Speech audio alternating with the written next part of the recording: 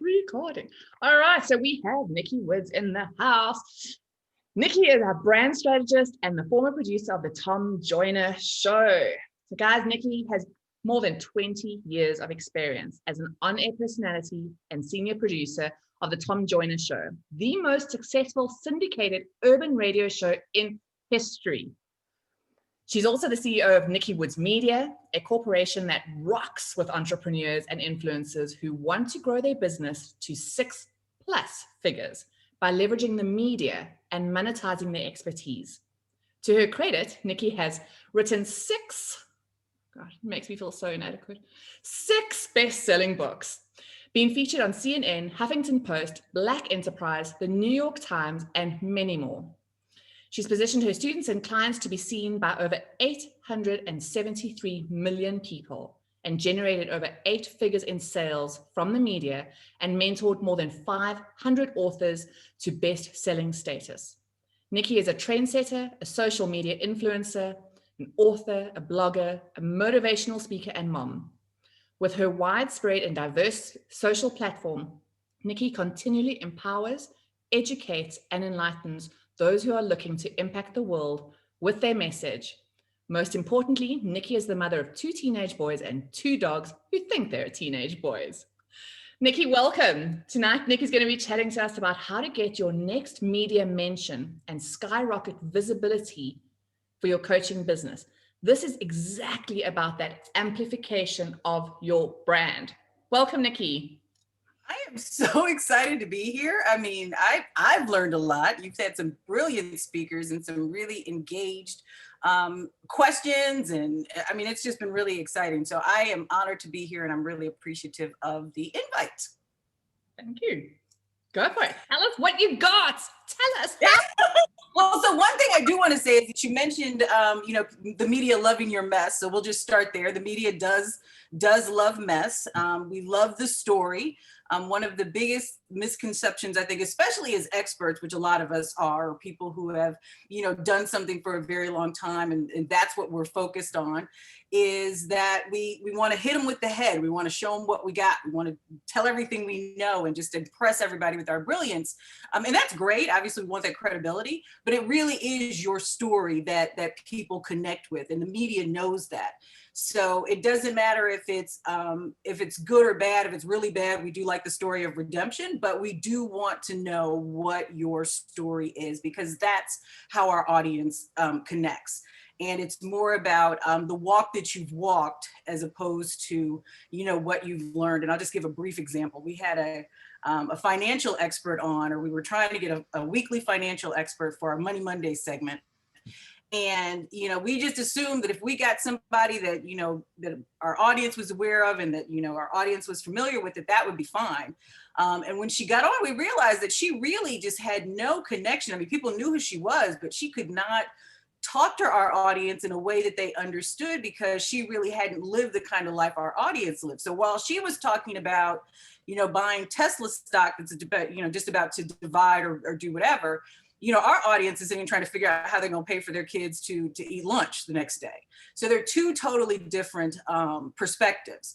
And even though I'm sure she could speak to our audience, she just, she wasn't aware, we weren't aware, and we couldn't make that connection. So who you are, where you've been, and what you've done is extremely important when you're looking at different audience. So let's start at the very beginning.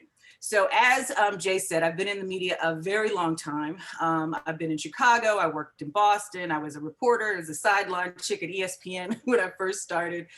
I worked for NBC, and when I ended my career before I resigned, I was the executive producer of the Tom Joyner Morning Show. And so all I did really in that role was look for stories. I mean, we were looking for people that could come on and that could talk to our audience and either educate, inform, entertain, agitate, whatever it may be, to get our audience engaged. And that was one of my primary roles, to make sure that every single piece of content, every single guest we had, every interview was spot on speaking to our audience. And so, the process, I didn't know it at the time, I know it now, because now I teach entrepreneurs and influencers how to get their first or their next media mention.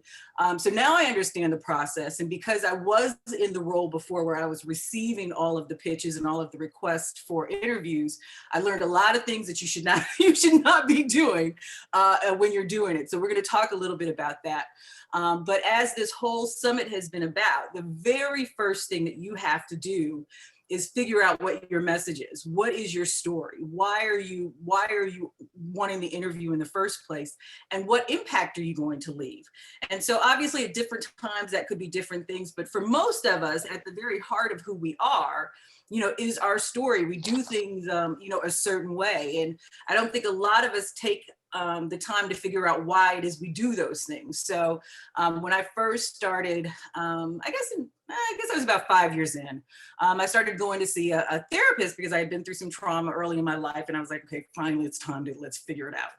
And I was going to the therapist and we were, talking back and forth. And she was like, well, why did you go into TV? Like, why is it so important that you're like in front of 1 million people every single day or, whatever it is? And I was like, I don't know. It's like, I thought it was interesting. I went into it. And so then we started talking and she got into my story. And when I was about 13, like my mom and I didn't get along. I didn't get along with my mom. My mom was great. I was the problem.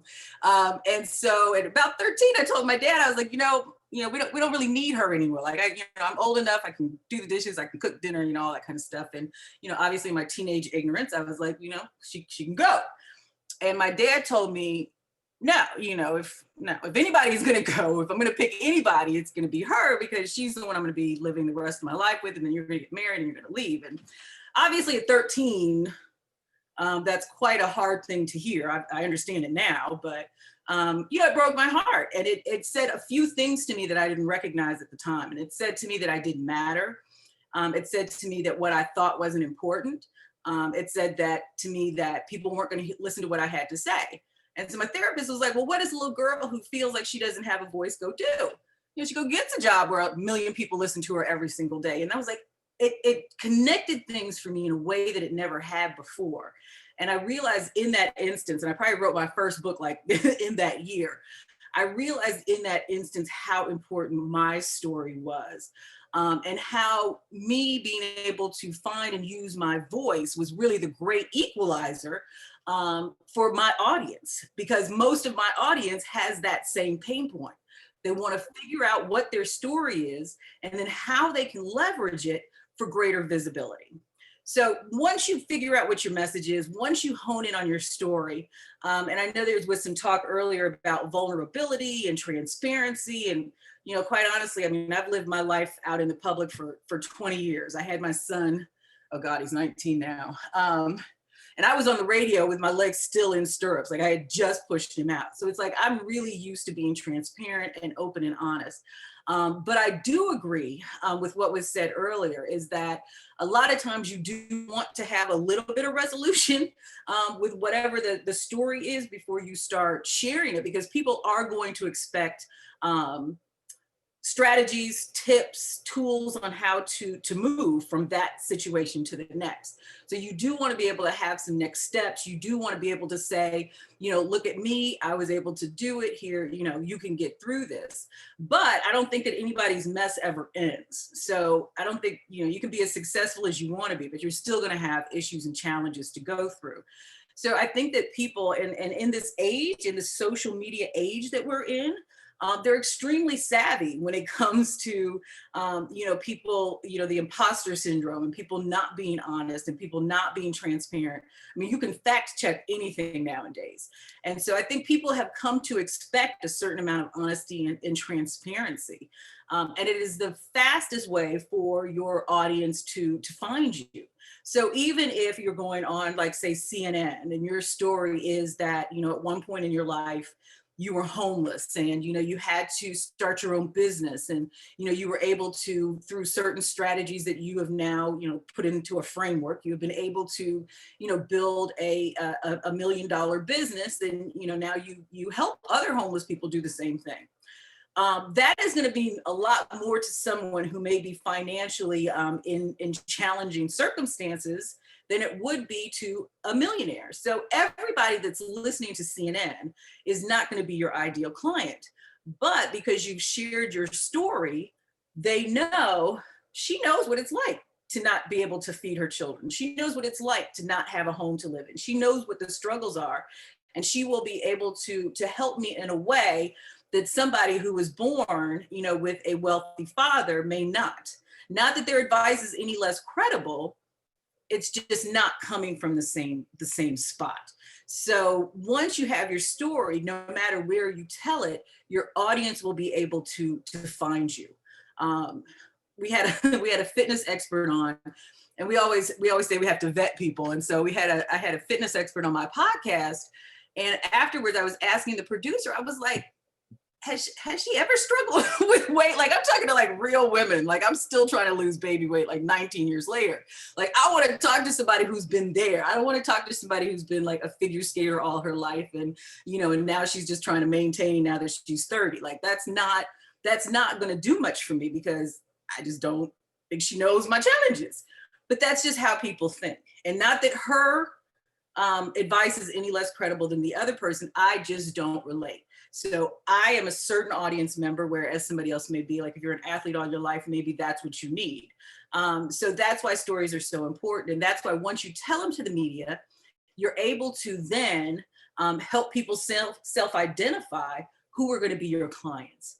And that's what the goal is when you're looking to build your visibility and you're looking to build your business. I mean, media is great.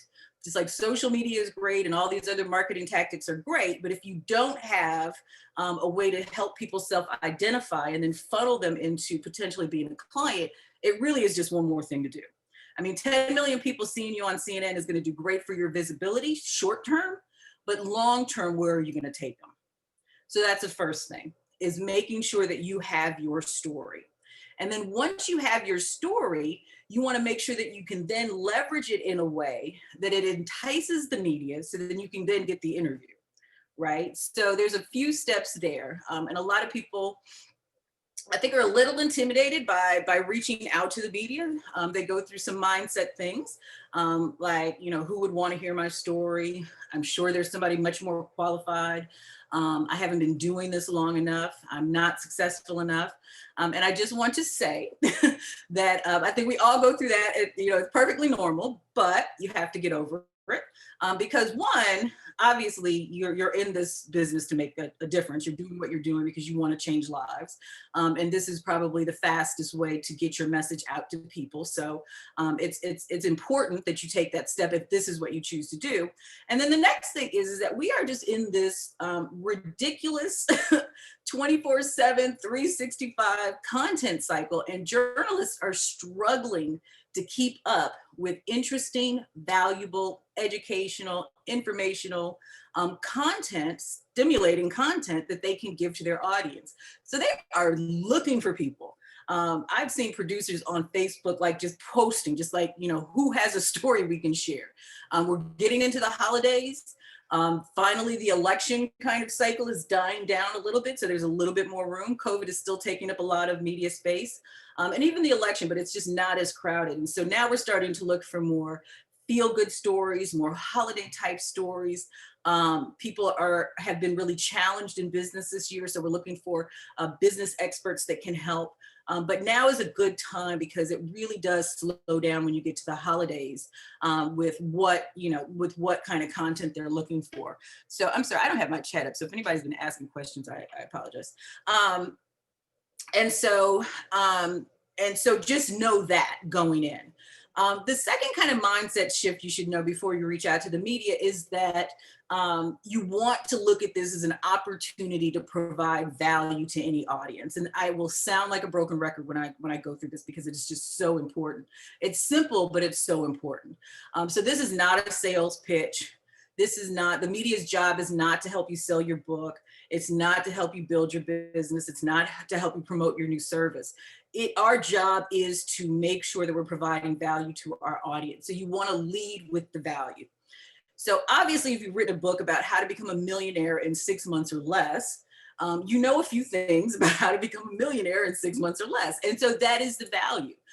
So even putting in the subject line, I want to share 3 strategies with your audience that will help them become millionaires in 6 months or less. Like, every producer I know is going to open that email and then read through it. So you want to make sure that you're showcasing that value in the very first opportunity, which is your subject line to your email. And just to get a basic foundational piece out of the way, press releases are very different than pitches. Press releases are not used, they're used, but not as often anymore. They're used for very strategic purposes. Day to day, what most people use is what is called a pitch. And that is just simply a short email to a media professional, editor, journalist, whatever, that gives them the idea or the angle for a story. And so that's what we do day to day, we pitch. And so that's what I'm talking about, the email where you put the subject line in the pitch email. And then on the email, you want, it doesn't have to be long at all. You want to tell them why this is important, why your audience needs this information, and why you're the person to tell them. And that's really it. And if a media professional is interested, they'll hit you back and they will let you know, that they want to come on if they have more questions, whatever. But it's very simple. Now, obviously, producers get a lot of pitches. So you are competing in the sea of people who want to be on. Not everybody does it right. So now that we're all going to understand the process, and you guys are going to do it right, and you're going to have a better opportunity to get your email answered. But do know that most people, like when I was producing, I probably got anywhere between 500 and 700 pitch emails a day. That's a day, right? So that's time consuming just to go through and to be thoughtful and, pay attention to each one. So you pick the ones that stand out, and usually that's the subject line. The other thing is that if you recognize the name of the person who is emailing you. So it's also very important that as you start to share your story, that you strategically share it on social media. So not just that you're building your audience based on your valuable story, but you are also connecting to other people who may align with your message, and that includes media professionals. So I always suggest maybe picking 10 media outlets, ideal outlets that you would like to target, and then just starting to interact with them on social media, not stalk them, but interact with them. So share some of their tweets, or comment on their Facebook post, or like their LinkedIn comments, whatever it is, and they'll start to connect. And so hopefully your name is similar to what your actual name is. So it's not like you're not, Big Booty Bell or something, and your name is Teresa. But then they can start to, recognize some names. I had, when I was producing for Tom, there's this little girl, sweet little girl, and she would say good morning to me on Twitter every single day. So good morning, Miss Woods, have a good day, or hope you're having a good day, Miss Woods, all of that kind of stuff. And eventually I was like, well, who is this little girl? And so I started researching her story. I read her profile, and she just had a phenomenal story. She was 13-year-old little girl, and she had sickle cell, and all of her sisters had sickle cell, none of the brothers, but all the sisters, and she had like 5 sisters. So they had it was a tough time in that household. And so she had figured out how to bake cookies and all that kind of stuff that didn't involve processed like sugar and salt and all that other kind of stuff that triggers whatever symptoms you may have with sickle cell. And so it was just a great story. And so I had her on my show. She was on Steve Harvey. She was on all these big name shows, and it just worked really well. And I don't know if she strategically planned it. I doubt it, but it worked really well. And so I started to notice that, that we're making these relationships, we're building relationships, we're connecting with people on social media. And so then you can translate that into, email, real life, so on and so forth. So you definitely want to interact with some of the media outlets or the media professionals that you want to pitch eventually. You want to get to know them before you actually need them, is what I like to say. Not that you can't pitch cold, but it's a lot easier if there's some sort of connection there already. And then you send the pitch. And there's there's constant ideas of what to pitch, but you can look at holidays, you can look at different months, like this is No Shave November, I guess, where men are like growing their beards. So we've been seeing all these interviews with, men with all these glorious beards. So, if you're a man who is, has a beard line, essentials, whatever, that would be a good time to pitch. Or like October was just Breast Cancer Awareness Month. So if you had some, information about breast cancer awareness, some story of survival, or, a new medicine, that would have been a good time to pitch. Obviously, Black Friday is coming up. So as a business owner, if you have some kind of, unique angle for your business, it's a good time to pitch. But you do want to kind of think of unique angles because, a lot of business owners are going to be pitching. So you want to try to make it as unique and interesting as possible. So for example, like I had a client, and we were pitching for Valentine's Day. So obviously you have all the relationships, if you're single, what to do, if you're dating, what to do, if you just broke up, what to do. And she was a human resources expert and lawyer. And so our pitch was like how to keep your workmate happy. So that was like the big talk then. It was like having a work husband or a work wife. And, sometimes those relationships are stronger than your actual marriage. So we pitched that angle and she got a ton of media because it was different. It was unique and not a lot of people were pitching that angle. So you want to try to do it, make it as unique as possible. And then you want to send the pitch. It's easy to find information nowadays. Usually you can just Google somebody and find an email. Or you can look to see what like the company's email structure is, and then figure out based on name or whatever, what the media professional's name is. There are some services, low-cost services, but it's really easy to find people's information nowadays. It just takes a little bit of time, and then send the pitch. So we all hold our breath and we wait. We think that because we set this pitch and it's about our baby, it's about our book, our business, that, the media professional is going to come right back with a response. And when that doesn't happen, we get defeated, we get upset, we get, maybe I wasn't good enough. Maybe I shouldn't have put myself out there. And let me tell you, remember the 500 to 7 emails a day? That's a lot of time to go through. So you always want to make sure that you follow up. Even I, knowing as many media professionals and having them as colleagues and friends, don't always get a reply on the first try. But there is something magical about that guilt-ridden second email where you say resending or making sure you saw this, that does the little trick of making somebody feel guilty enough to want to open the email and look at it. So most of the yeses that I get for clients are actually on that follow-up email. So you absolutely have to follow up and just realize that it really is not personal. I mean, if you've presented value and you've written a good subject line and you've done some work to kind of make connections, then it is not personal. It is just a numbers game, and whether they may not have time or they may just have done that story, there could be a number of reasons. So you can't really take it personally and then just give up and walk away. If you're serious about doing this, it really is kind of just like a process that you have to go through, and you can pick the rhythm. I know some people who like to pitch every week. Some people like to pitch every month. It just depends on what your time is like and what you want to do, but you definitely want to make sure that you follow up. And then if that still doesn't work, I may send one more email depending on what like the time situation is like.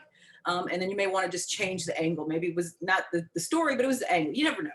But you want to just give it your best effort. And then once they say yes, then you get ready for the interview.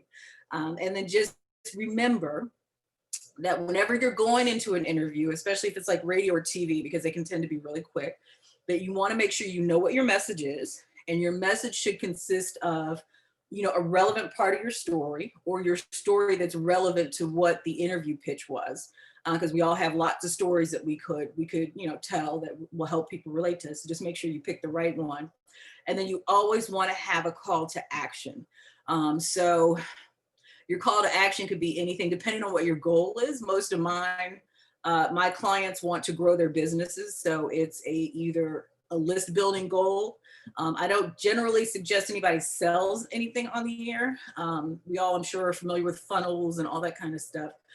So I would have a free gift for them, whether it be a guide or, whatever that may be, a checklist, something, and start to build your list and start to nurture them into clients. But you want to make sure that you have, you know exactly what you're going to talk about, so that you don't, one, you don't leave out important stuff like a call to action, or your social media information. And two, you don't let the media professional take you out your game, because that's what we like to do. And so my goal as a media professional may not necessarily be your goal as the expert. And so you want to make sure that you're able to get your points in a way that still seems friendly and in tune with the interview, even though they may not be going along the same path. And so that's really important. Most media professionals, when you get up to like the national level, most will not like send you questions in advance.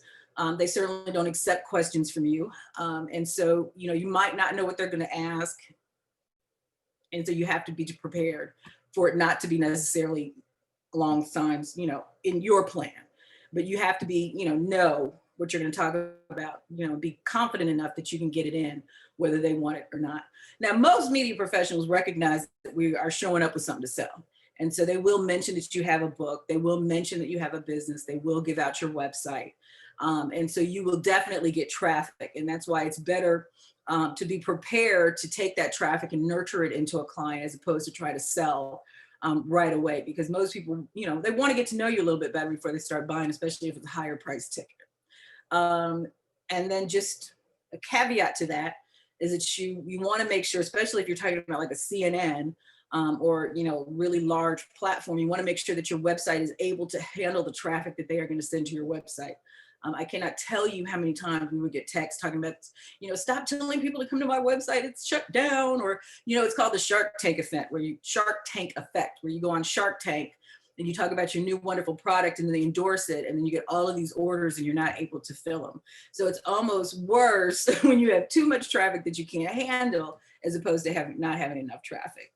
So you want to make sure that your website is able.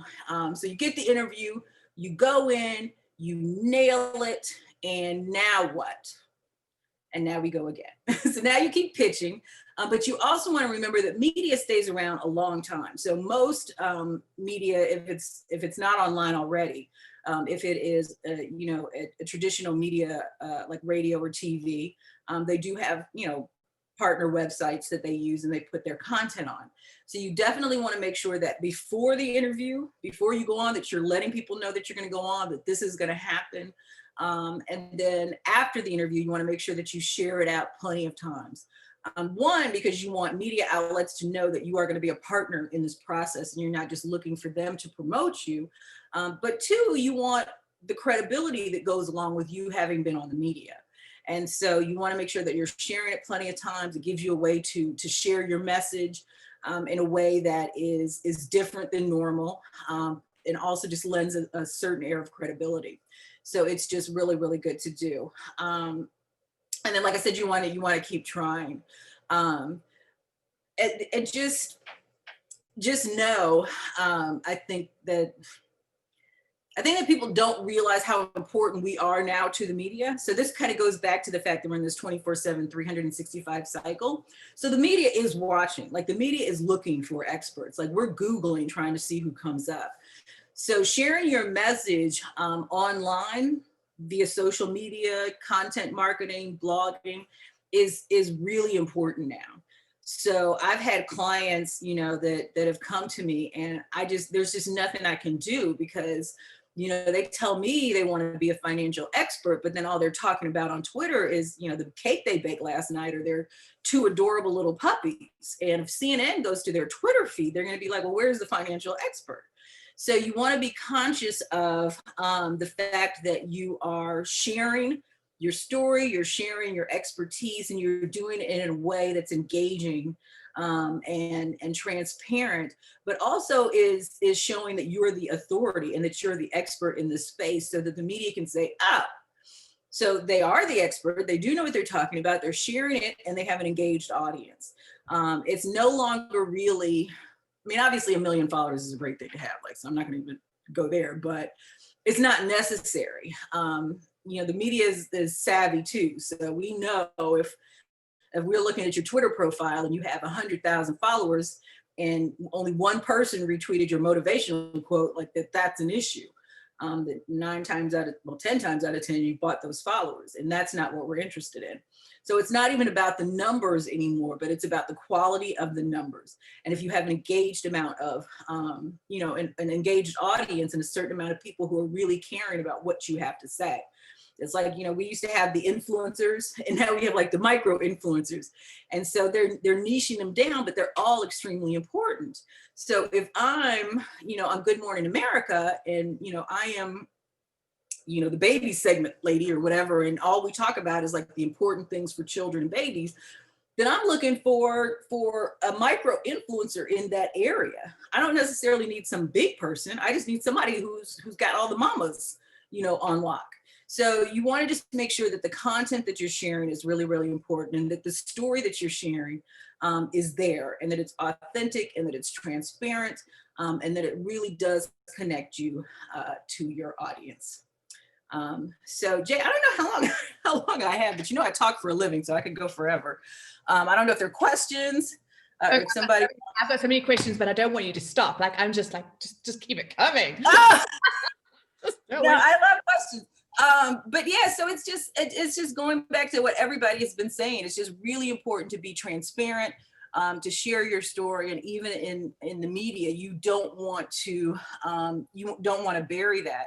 We had this lady on, and she's a big time life coach now. Her name's Lucinda Cross, and I had her on early on in her career, and she was on for a segment that was supposed to be inspiring women, and she'd written a book, and she was really about empowering women. And so she was going through the whole night. She was telling us all the steps that you should take to empower women. And then so at the end, Tom, who was the host of the show, was like, well, why are you so passionate about empowering women? And she's like, well, you know, when I was 19, I was in college, and, you know, I met a guy, and, you know, and come to find out, he made her into a drug mule, and she ended up in federal prison.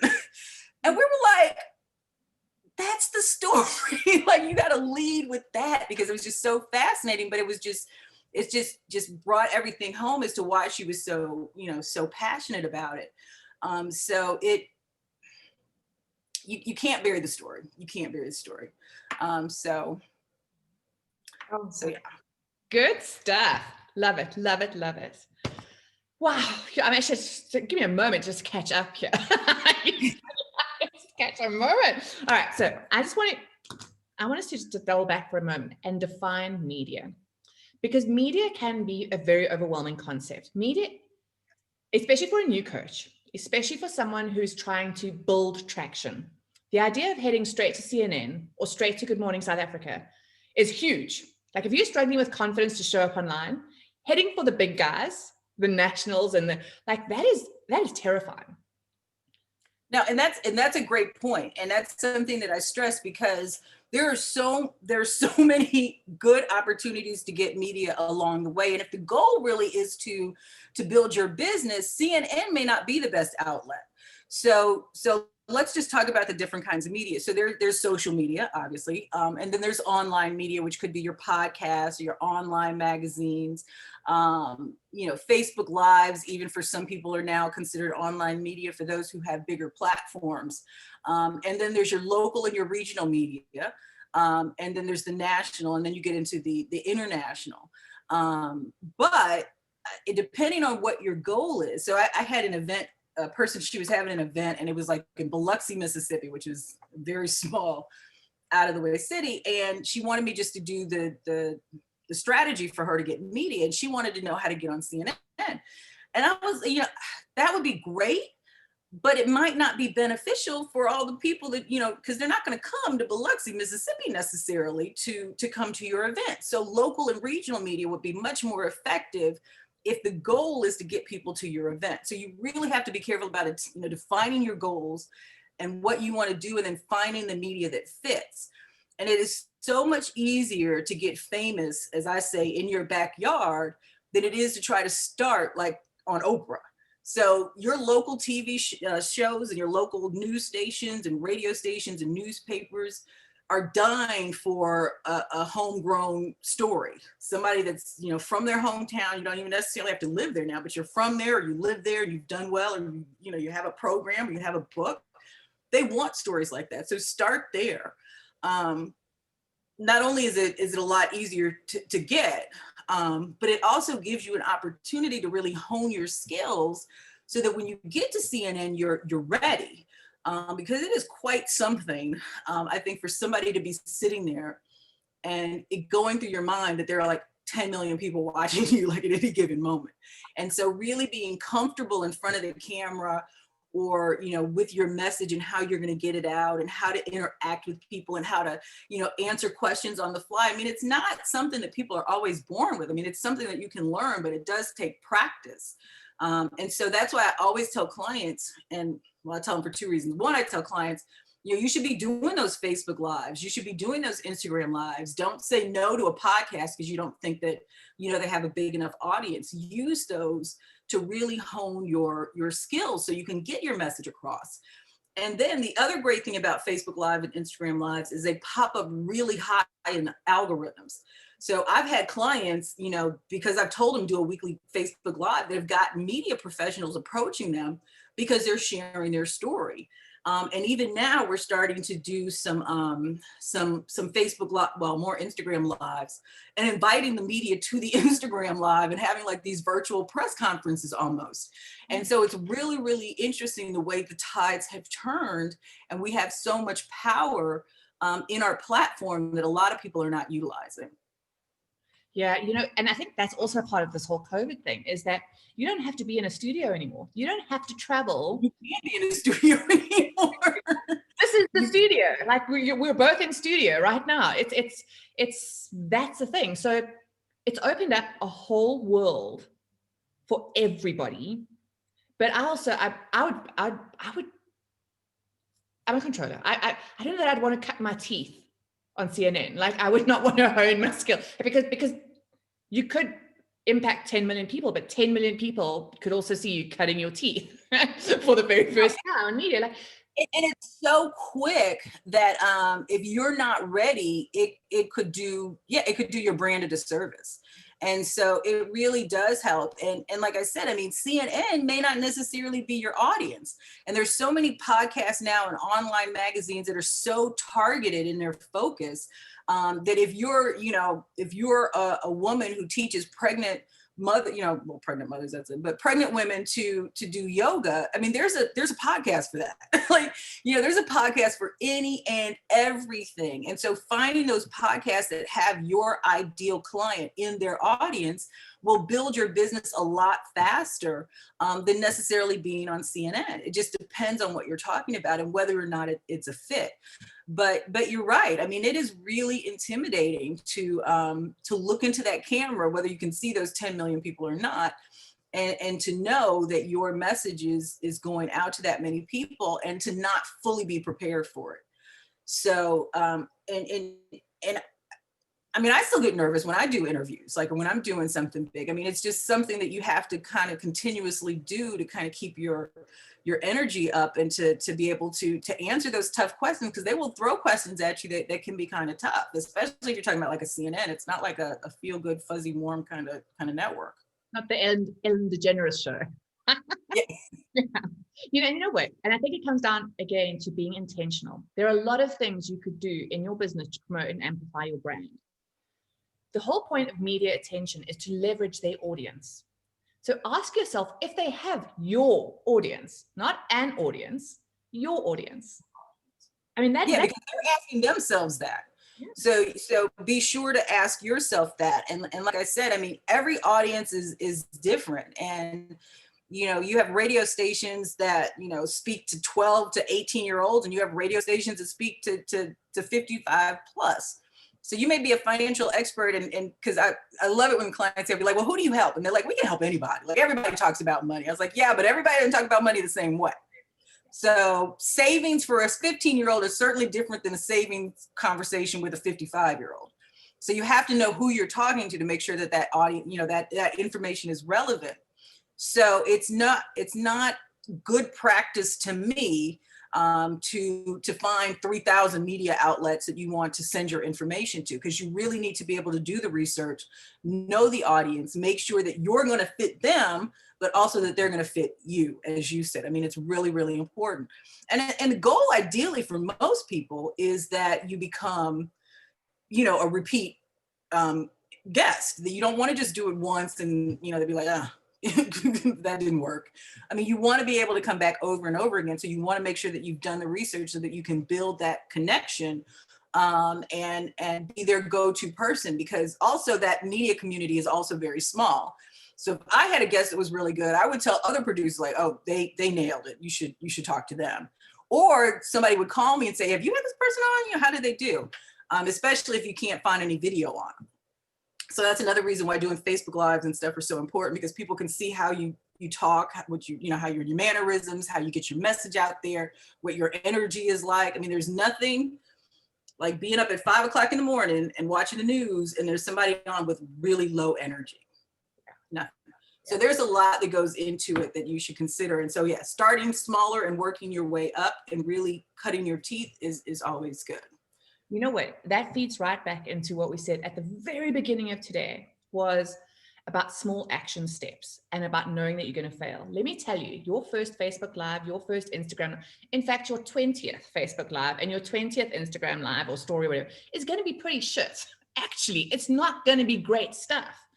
And the media will be looking. So use those platforms to build confidence. They're not going to look back at what you did 2 years ago or 6 months ago. They're going to look at your most recent. So you need to be doing them so that by the time you're pitching media and again, media, podcasts, Facebook Lives, Louisa was saying that she was actually invited to speak on a Facebook Live to 13,000 people. And she freaked out. She actually put forward her coach instead of, she's like, well, you know, take my coach would be great. And the only reason that happened was because you'd not taken the baby steps to just build the confidence, just do the little things. Because when the big things come, you'll be ready. You'll simply feel more prepared because you'll know that you showed up on social media a good few times before and the world didn't come to an end. Like nothing happened, like nothing broke, like you didn't get divorced, your friends didn't leave you, your business didn't break. And just because you know it. And I think we all still go through that. I mean, I've been in radio and TV for 20 years. And there's no one day where you have just a perfect, like, okay, nothing happened broadcast. And I think that's probably been one of the biggest helps for me because I know something's going to go wrong. Like I'm ready for it to fall apart and I know how to work through it. And that's the big thing. I did an interview the other day with some former, from people I used to work with, and there were 3 of them and I could only hear one. And we were live on the air. And so they were asking me, and it was just the funniest thing. And the guy was like, I don't know why you just didn't say anything. I was like, because we were live on the air. What was I supposed to say? But you just work through it. Like I didn't get flustered or get upset or you just work through it. But that's because I've done it so much. And so you just have to keep doing it. So you realize that things are going to happen and you just work through it. You just work through it. You know what? Confidence doesn't build competence. Competence builds confidence. The more you do it and the better you get, the more confident you are. It's so interesting that people think that once I feel confident, I'll be competent. It's not that way, guys. It's the other way. Be willing to start small and messy and scrappy and take action. Just take action. And send out that. And realize that it all matters. I had one client and she was older and she's a writer and she's like, I just want to write books. I don't want to do social media. I don't want to do, I was like, well, let's just do a writer's cafe once a week. She got one person, she was based out of Chicago. Somebody recognized her in a restaurant from her Facebook Live Writers Cafe. And after that, you couldn't get her to stop doing Facebook Lives. I mean, it's like what you realize, like the impact that, you know, just that will have on an audience, and it fires you up because it's just another way for you to get your message out there. And it doesn't, I'm telling you, it's like I've got clients say, well, I can't get my hair done today, so I'm not going to do it. Or, you know, I don't know how to put on makeup so it looks good on video, so I'm not going to do it. And that's not what people care about. I mean, you don't want to show up like a hot mess. But people really do want the value. They really do want what you have to say. I have a girlfriend, and I am not suggesting anybody do this, but she literally would just sit up in bed and do a Facebook Live. And people loved it, but it fit with her brand. Like it didn't fit with a lot of people's brand, but it fit with her brand because she was just like, you know, her whole message was like, just do it no matter what. And so she would do things where you wouldn't expect her to be doing things. And so people really do just want the value. They want the transparency. They want the connection, especially now during COVID when people are just struggling just for any kind of human connection. They want to know. They want to check in. They want to know what your life is like. I have 3 dogs actually now, and I did an interview, and one of them I have a husky, and he stood on my shoulder the entire time because he was so fascinated with the voice on the other thing. And the guy was like, "Are you okay?" I was like, "This is life. This is what my life looks like right now, whether I like it or not." And so you just have to push. This is real life. REAL, not REEL. Like it's real real life. Real life. And people love that kind of thing. Even though they know, like with reality TV shows, that's why they exploded, even though, it's not always real life, but people think it's real life and they connect to that. And so by no means do I want you to be a hot mess, but people love to know what's going on in your world. And we are living our lives while we're doing business. And so a lot of times that life, like, us working from home and having all our children home, and how's that affecting our business? People want to know, and they want that support from somebody who is also going through the same thing. So. Absolutely. And you're like I said yesterday, I came so close to wanting to cancel this summit just a couple of days ago because I had surgery, and yesterday I was a hot mess. My face was swollen. I had ice packed my face most of the summit. But the fact of the matter is, no one cared. They just wanted the value. They signed up for the summit because they wanted to hear the value. They didn't give a damn about my face. They really didn't. I always wear makeup because I'm a girly girl. I love makeup. But often when I've posted without makeup is when I've got the most engagement. Not when I spend 2 hours trying to get it perfect and just the right light and the right angle and not showing your double chin or whatever. People don't care. They don't care. They want the value. They want the value. And I think it's interesting because I think the more you show up, no matter what, the more you give permission to other people to show up. I told somebody in an interview that's what I want on my tombstone, that I showed up. I don't care what is going on around me. If I am supposed to be somewhere to do something that I know can impact people, I am going to show up. I'm going to show up. And that's just, I think what people do. It's like you said, scrappy. I mean, it's like, you've got to fight through. I mean, life happens no matter what. And so if we, decide not to do a Facebook Live because, our house isn't perfectly clean and we don't want people to see what's going on in the background, or, you'll never do it. You'll always find an excuse. But the more you show up and the more response and energy you get from people because you showed up, then you'll realize the importance of continuing to show up.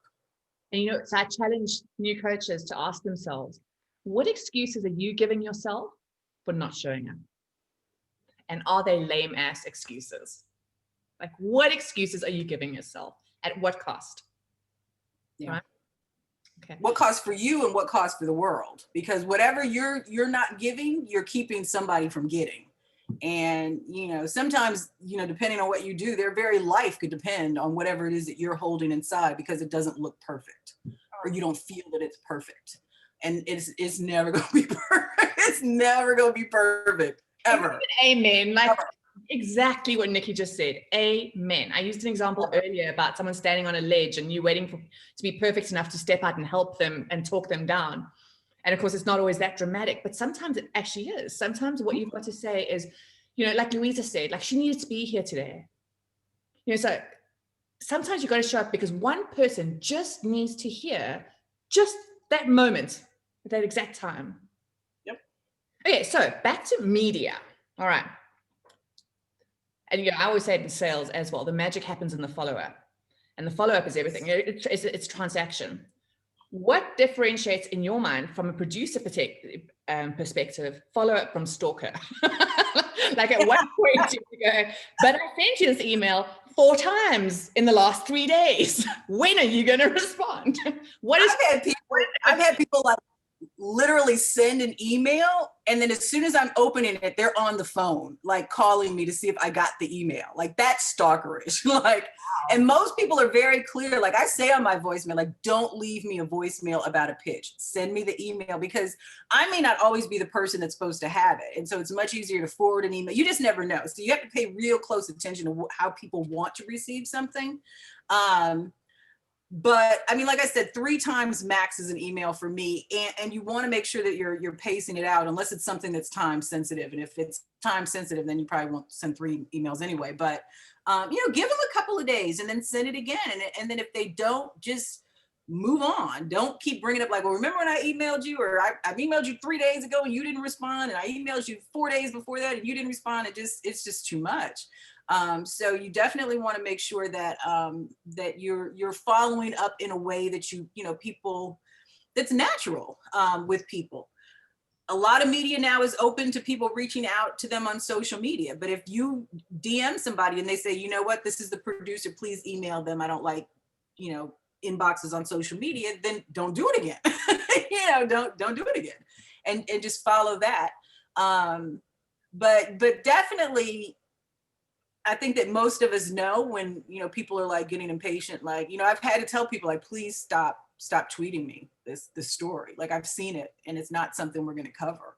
And then, most people, normal people would stop, but some people don't.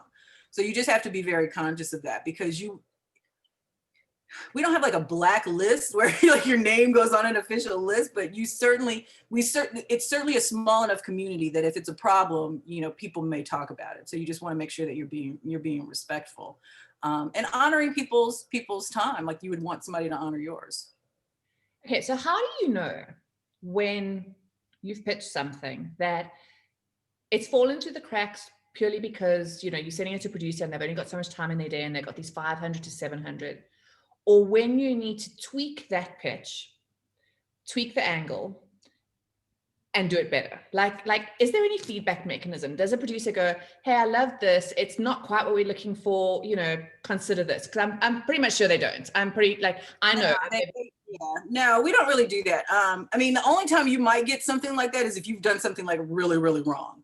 Like, you've called the name of another producer, or you put the name of the wrong show, or something like that. So it's not ever a nice, like, do it differently this time and send it back to me kind of an email. But certainly, like, if in my Facebook community, we do pitching sessions all the time. So finding somebody that you can, even if it's just like a friend, like, what do you think about this subject title? What do you think about this?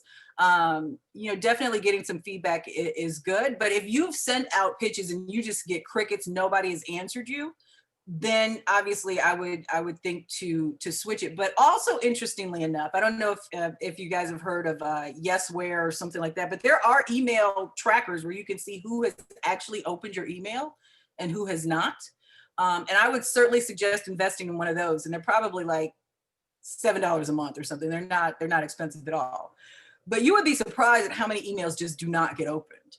And so then there's a difference between, that and then your email just, your pitch being bad. But it really does, I think, it really does take, quite a bit of tweaking at times. And so, in fact, I think I gave you a free gift where you can send out, where they have like a lot of different of the subject lines and stuff that you can use. But I mean, there's different combinations. Like I said, really just the big thing is exposing the value. If you've ever put like, my book is going to be on sale next week, like that's a no-no. If you're ever going to put like, I want to tell your audience about my new business, like that kind of stuff is a no-no. But if you have something of value, just make sure in the subject line that value is clear. I always suggest giving like, the specific number. So if it's like 3 tips, or I want to share one big thing, or if there's like a deadline, like in 6 months or less, I would always put it in that, put that in there, so that there's just like some clear, and this is like good email marketing too. I mean, there's just like some clear steps that that they know you're going to take their audience through. Sometimes it helps to put the name of the person, like, Nikki, I have 3 things I want to share with your audience, in the subject line.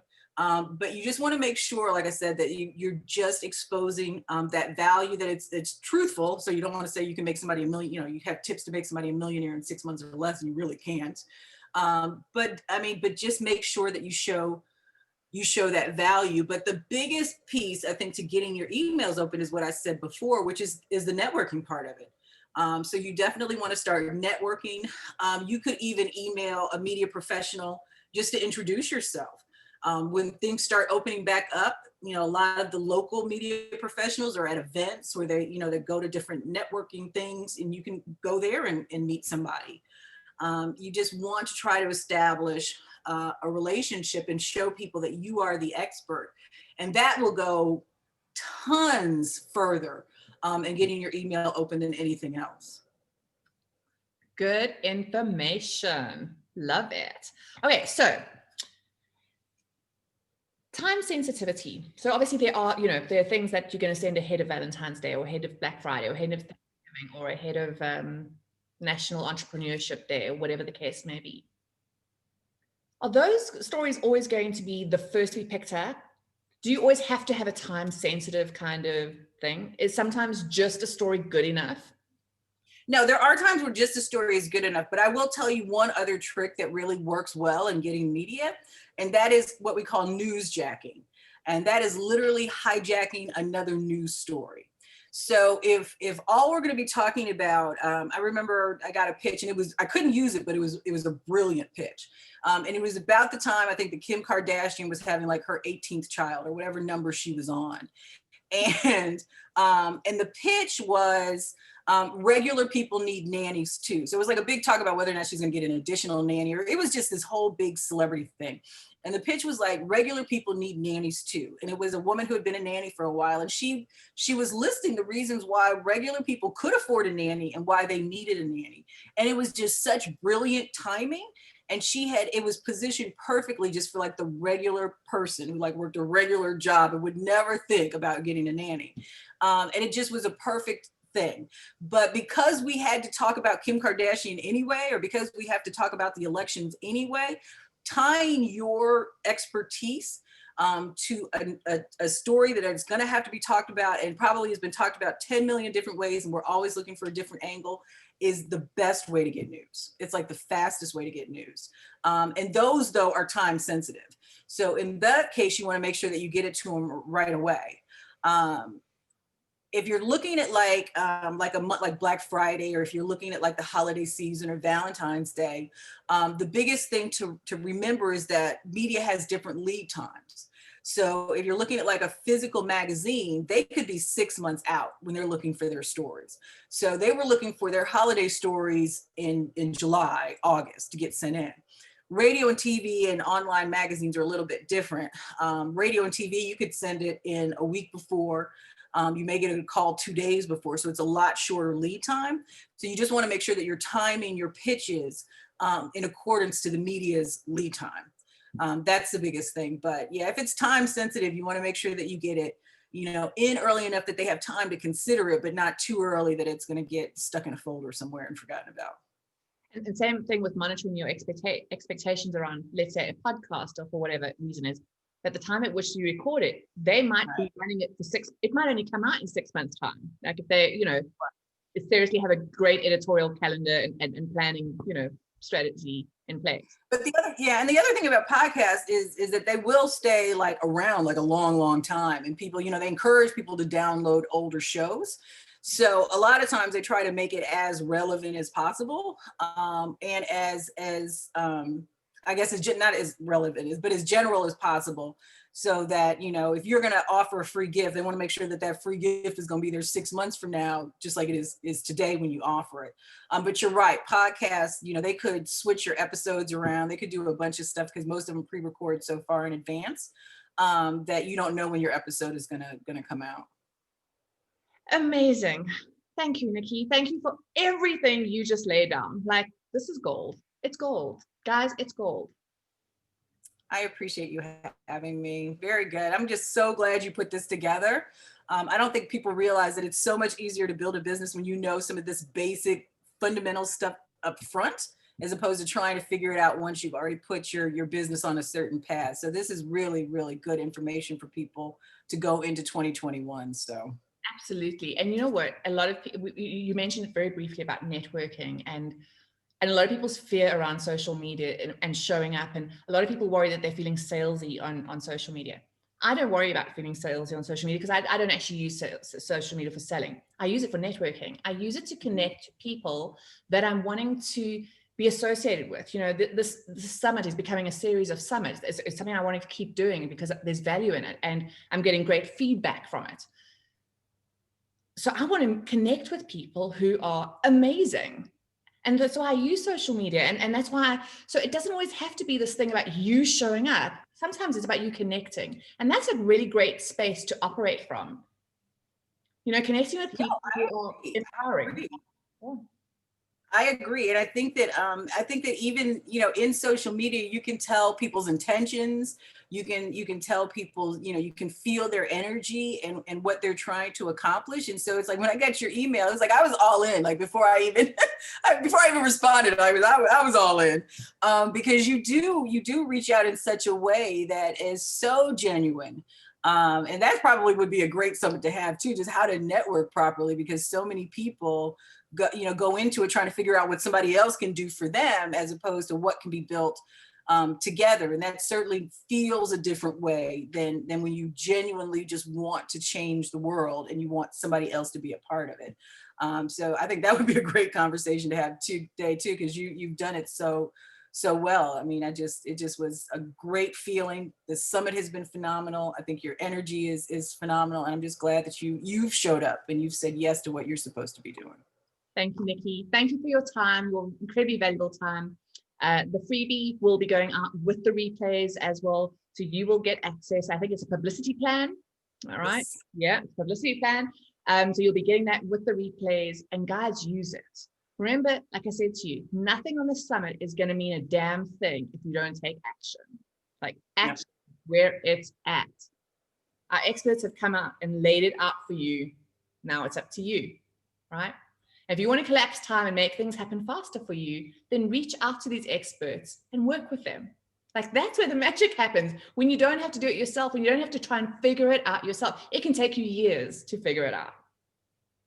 Yes. So reach out, work with them, take action, and be awesome. Thank you, guys. Good night.